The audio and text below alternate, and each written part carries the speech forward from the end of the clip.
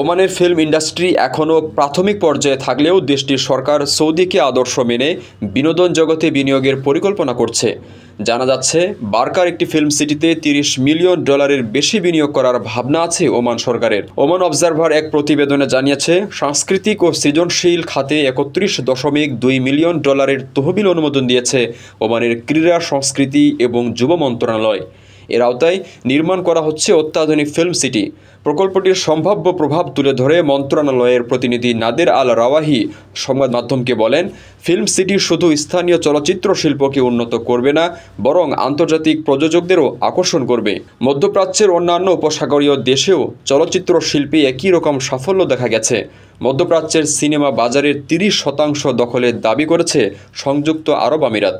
চিত্রগ্রহণের জন্য বিশ্বব্যাপী নির্মাতাদের জনপ্রিয় স্থান দেশটির দুবাই শহর, বাহরাইন এবং কুয়েতেও একই রাস্তা ধরে আগাচ্ছে। এজন্যই বলা হচ্ছে, বিশ্বের দ্রুত বর্ধনশীল চলচ্চিত্র শিল্পের আবাসস্থল হয়ে উঠছে মধ্যপ্রাচ্য। ক্রমবর্ধমান সরকারি ও বেসরকারি বিনিয়োগ এই অঞ্চলকে বিশ্ব চলচ্চিত্রের শক্ত অবস্থানে নিয়ে যাচ্ছে। সাম্প্রতিক সময়ে চলচ্চিত্র শিল্পের সবচেয়ে সফল দেশ সৌদি আরব। বিনোদন শিল্পে দেশটির ঈর্ষণীয় সাফল্য অর্থনীতির পালে দিয়েছে নতুন হাওয়া। তাদের সেই পরিকল্পনাকে আদর্শ মেনেই নিজেদের চলচ্চিত্র শিল্পকে এগিয়ে নিতে কাজ করছে ওমান সহ উপসাগরীয় অন্যান্য দেশ।